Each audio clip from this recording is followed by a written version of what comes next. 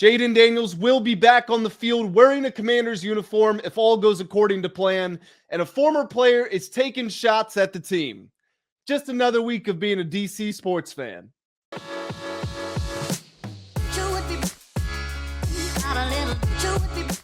What's going on, everybody? Welcome back to the Full Command Show. My name is Grant Mitchell, and we are here to discuss a variety of things. Obviously, we've got the Jayden Daniels news. When is he going to be back on the field wearing the burgundy and gold?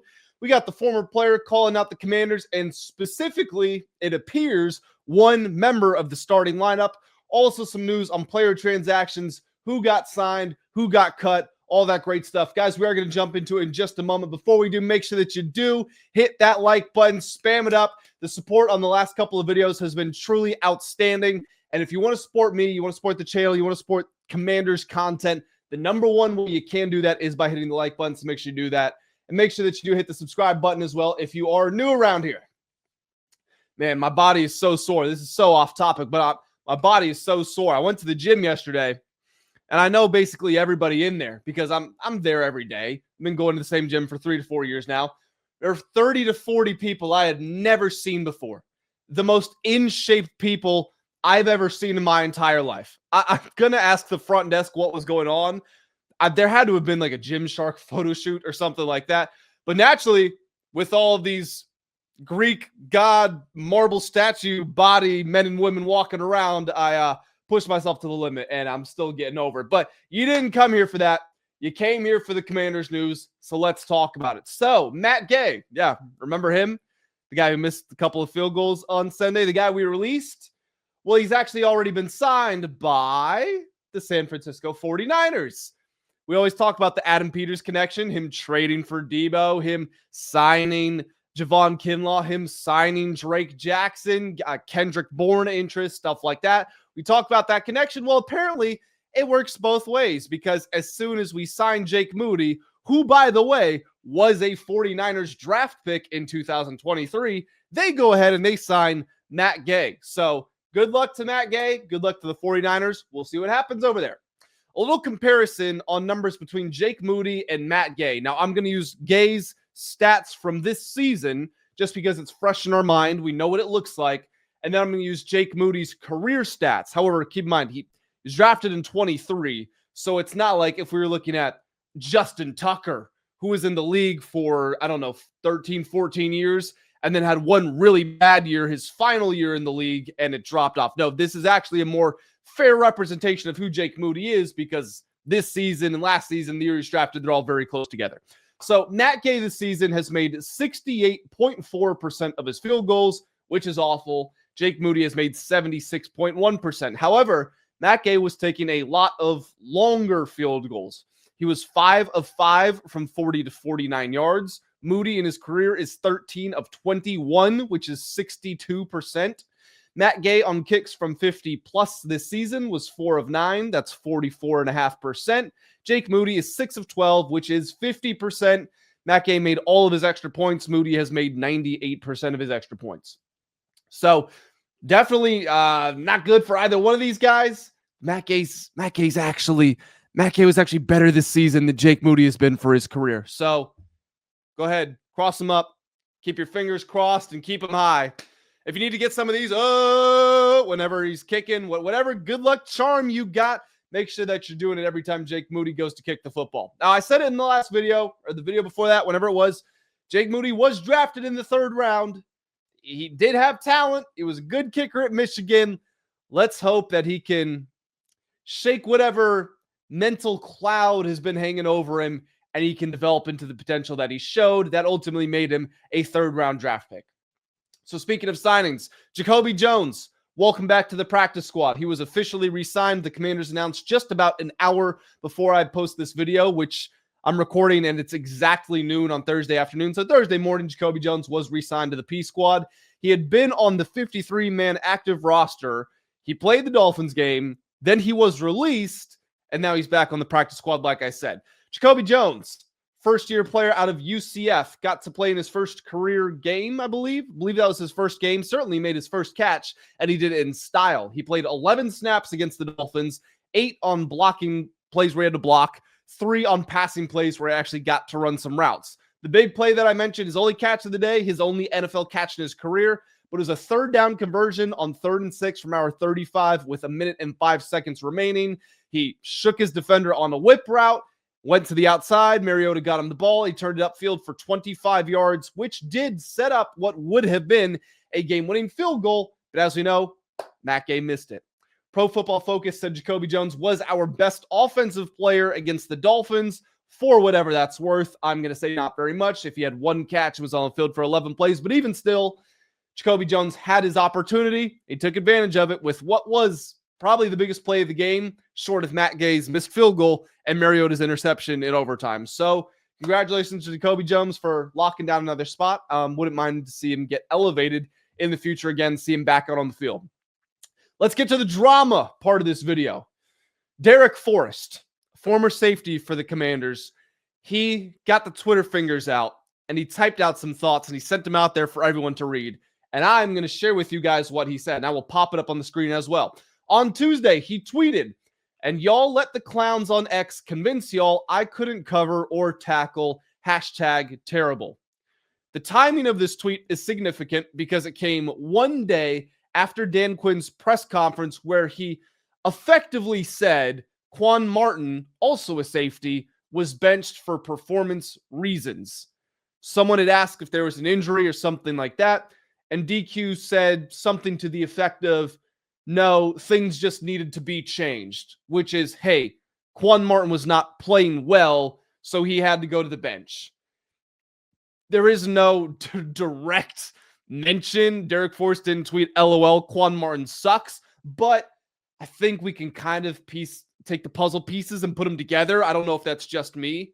And then when you go to the rest of Darrick Forrest's Twitter account and you see that he's responding to guys talking about, hey, we should have kept you in Washington. Another Washington fan was trolling him, talking about how he'd been released and he was on the Steelers practice squad and stuff like that.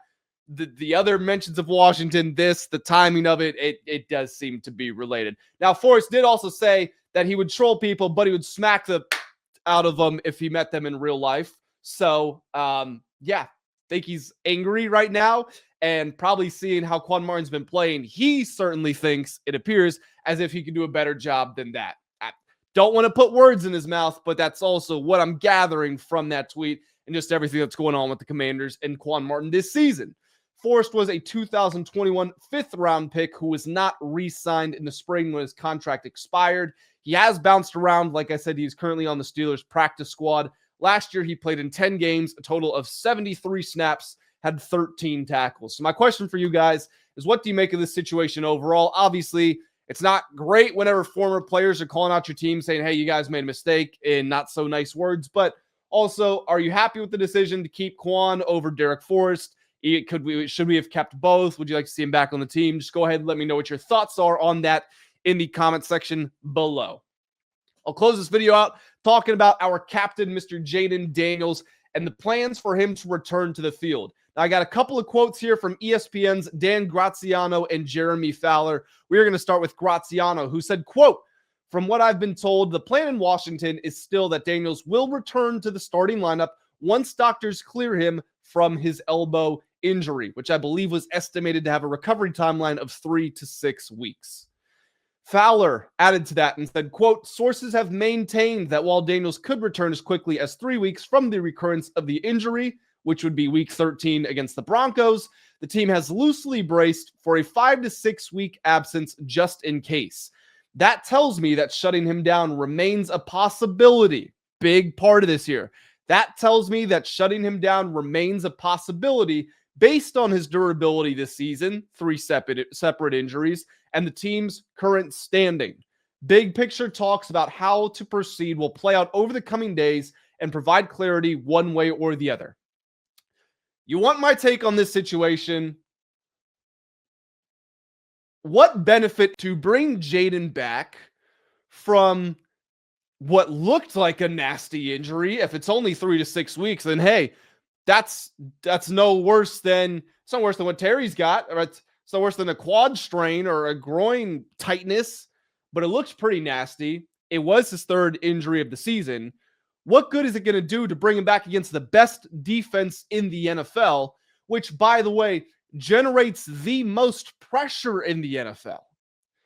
The thing young quarterbacks struggle with more than anything is pressure. Jayden is taking more hits than any quarterback in the entire NFL. I'm just going to say we're not going to beat the Broncos. So bring them back? I've said this phrase several times on this channel now, but sending Jayden to die. This would be sending him to die, coming back fresh off an injury against a defense like this that gets to the quarterback the way they do. And oh, by the way, the week after the Broncos, you know who we're playing? We're on the road against the Minnesota Vikings, who are second in pressure generated on opposing quarterbacks. So I'm not saying this to say that, like, you don't want Jayden to play against good teams. No, of course not. That's not what I'm saying. What I am saying is for him to be returning from an injury with the season already being a wash. We are not competing for anything. Heck, if anything, we're competing for a better draft pick with all of the injuries around him. When he comes back, you want to make sure, number one, he's fully healthy. You want to make sure that the risk of another, a related injury related to the elbow, to the hamstring, if that's still lurking, whatever it is, the chance of an injury is as low as it can possibly be. And you want to make sure he's set up for success. Because the whole reason he would come back would be to bank developmental reps. If the offensive line's not going to protect him, if the receivers aren't going to get open, if the running game is going to be non-existent, if the defense is going to be bad, that's not good for his development. I'm sorry, it's just not. If he feels the pressure to be Superman all the time, that's going to cause him to run around, and that could potentially cause him to get injured, which is what we have seen this season. So just in this hypothetical now, walk with me here. He's not coming back against the Broncos. He's not coming back against the Vikings. You close the year with 4 straight NFC East games. Giants, let's see. Giants at Eagles. No, sorry. Giants, home Eagles, home Cowboys, at Eagles, I believe is how it goes. So I could understand the team looking at that and saying, hey, he's got to get used to playing these teams because he's going to see them twice a year every single season. If they are going to bring him back, it would at least make a little bit of logical sense for that to be the moment. The final month of the season, get him back, get the reps. The thing they will have to consider, and this is an uncomfortable subject because I don't advocate for tanking. I never going to cheer for my team to lose. But I would also be intellectually dishonest with you if I said that losing was not in our best interest. I'm not going to cheer for losses, but I recognize the reality of the situation, which is that losses are in our best interest at this point because they will help us get a better draft pick, which means we get a better player or we get a better trade offer from a team that's trying to move up so we can move back off of it, get more picks, get picks and players, whatever it is. So ESPN's John Keim, who you guys know is a Commanders reporter, said that he didn't think it would be a good look if Jayden was healthy and he was just sitting around. And I agree with that. But like I said, you have to weigh the risk of the re-injury, the value of the reps, and the reality of our draft position. So all things that need to be considered. It's uncomfortable. I get it. There are going to be differences of opinions, but that's why these conversations have to happen. And frankly, I think it would be insane to bring him back against the Broncos. I get it's coming off of a bye week.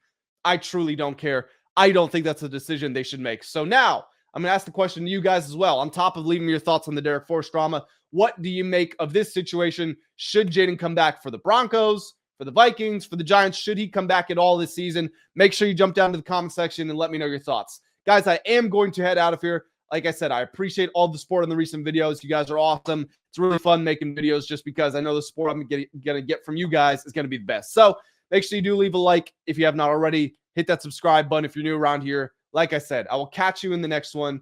Have a great day.